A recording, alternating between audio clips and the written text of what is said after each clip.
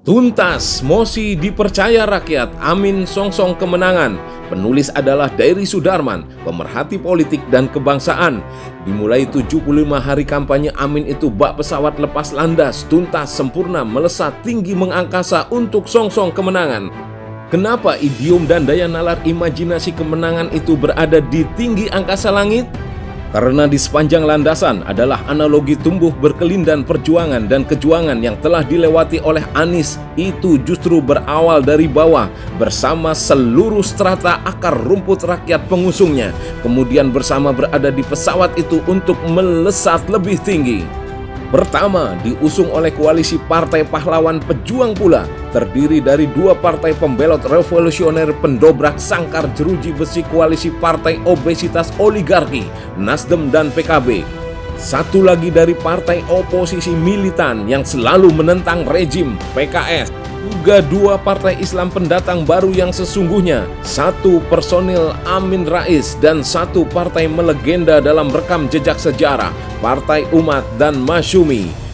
Kelimanya mengusung Amin sebagai paslon presiden dan wakil presiden, tidak saja karena dilihat dari entitas kepantasan, kepatutan, kepatuhan, dan kepanutannya saja, bahkan dari kepentingan kompetensi, kecerdasan intelektual, dan kapabilitas keduanya sangat mumpuni untuk memimpin negeri ini dan atau berkolaborasi bersama memimpin dunia mondial. Bukan seperti dua paslon di sebelah, kedua-duanya Prabowo Gibran maupun Ganjar Mahfud bukan hasil usungan secara konstitusional partai. Yang sesungguhnya partai-partai itu tengah mati suri peran dan fungsinya karena tersandra dan disandra oleh kepentingan mencetak dosa bersama akibat kohesivitas vested interested kolusi, korupsi, dan nepotisme berkeroyokan bareng rejim oligarki itu. Kedua-duanya adalah paslon karbitan hasil rekayasa istana rejim penguasa Jokowi bersama oligarki korporasi alias hasil produksi politik cawe-cawe Jokowi. Sebagai fakta, pelanggaran konstitusionalnya hanya melahirkan politik dinasti kembar berbeda rupa. Yang satu dinasti turunan asli biologisnya Gibran yang dikawin paksa ke Prabowo. Simbolisasi yang diskeptis dan diapatisi rakyat sebagai pasangan antara tua kencur atau pepaya tua belimbing sayur. Apalagi populer di kalangan komunitas anak muda milenial alias Gen Z dengan salah satu narasi penyebutannya yang viral. Percuma aja lu gemoy kalau lu gampang digibranin, dicurangin. Sementara Ganjar Pranowo adalah dinasti sintetis, dicangkokkan ke PDIP yang boleh jadi penyebabnya karena kurang lebih hal yang sama tersandra dan disandra pula. Malah PDIP disoroti sebagai partai gudang koruptor.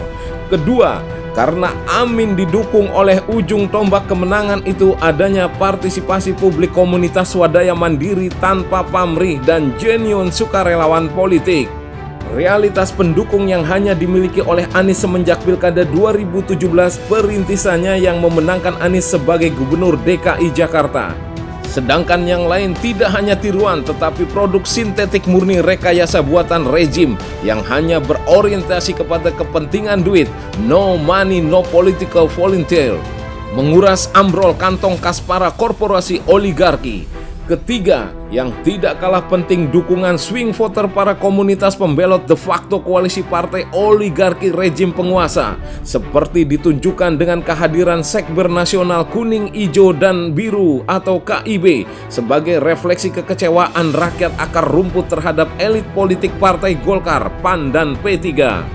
Juga sebagaimana sempalan baru dari Partai Demokrat justru kemudian menjadi relawan bintang Mercy Perubahan diinisiasi oleh pendiri politisi senior dan kader utama Dr. Muhammad Sukri, Ahmad Rifai, Ramdan Pohan, Hengki Luntungan, Muhammad Hashim Hussein, Anton Rifai, dan lain-lain. Dan keempat, terakhir dukungan yang berasal dari public floating mass yang justru tengah terempati dan tersimpati. Bak mesin turbulensi utama yang akan mendorong sangat besar di jalan perebutan antrian merapatkan keberpihakan ke Amin. Lihatlah kebangkitan seluruh umat Islam bersatu. Tidak saja dua organisasi terbesar Islam lokomotif NU dan Muhammadiyah, melainkan para habaib, kiai dan ulama berikut pondok-pondok pesantren, serta ratusan ormas-ormas Islam lainnya di seluruh Indonesia mendukung kemenangan Amin. Dukungan kemenangan lain datang pula dari para mahasiswa, serikat buruh, petani dan nelayan, organisasi profesi pendidikan, kesehatan dan advokasi. Mereka sesungguhnya pilar dan pembuluh perubahan itu sendiri. Juga komunitas milenial berusia muda dan Gen Z adalah para generasi pengubah terdepan, lebih berperan di arus perubahan itu, yang terutama transformasi kemajuan di dunia industri, teknologi, digital, dan lain-lain. Sungguh luar biasa, keempatnya merupakan elemen dan instrumen infrastruktur politik rakyat.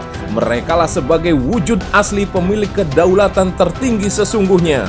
Seraya dalam frasa suara gema dan gaung besar rakyat terbuktikan, Anies itu dimintakan dan diperintahkan untuk membawa pesan dan amanat keniscayaan dan kesunyataan mewujudkan perubahan besar pula. Dan sebagai membawa pesan amanah untuk mewujudkan perubahan besar itu, sudah sepantasnya lah dalam bahasa Arab Anies Muhaimin itu disebut Al-Amin. Itu berarti dalam makna artikulatif agregasi politik kenegaraan dan kebangsaan adalah sebagai sudah mosi dipercaya oleh rakyat. Karenanya bisa menjadi pertanda dan mempertunjukkan Anies itu suatu hasil dari kinerja, meritokrasi politik, kejernihan dan kewarasan dan akal sehat, rasionalitas demokrasi kita yang sesuai berdasarkan kemurnian Pancasila dan Undang-Undang Dasar 1945. Atau artikulasi makna lain mengangkasa menjulang tinggi itu sebagai idiom konsensia dari aras transendensi, tegak lurus, religiusitas, suara langit ketuhanan, alias nur buah destiny, bahwa Anies itu semoga ditakdirkan menjadi pemimpin rakyat Presiden Republik Indonesia 2024-2029 yang dirahmati oleh Tuhan Yang Maha Kuasa, sebagaimana adigium Vox Populi, Vox Dei itu tertunaikan. Jika sudah demikian, manakala masih saja ada anasir kekuatan kekuasaan dan memaksakan kehendak direfleksikan dalam segala bentuk kecurangan dan keculasan, persekongkolan dan perselingkuhan dalam penyelenggaraan kampanye maupun saat pencoblosan dilakukan oleh kompetitor paslon atau penyelenggara Pilpres 2024, KPU, Bawaslu, dan MK yang tak netral dan independen, maka saatnya melawan datang gelombang besar tsunami people power yang takkan mustahil terbendung, meluluh lantakan kekuasaan rejim bersama anasir-anarchir pemboncengnya. Koalisi partai kroni dan koloni diduga dari partai terlarang yang mendompleng dan konspiratif, oligarki korporasi terkoneksi ke komunis RRC Tiongkok.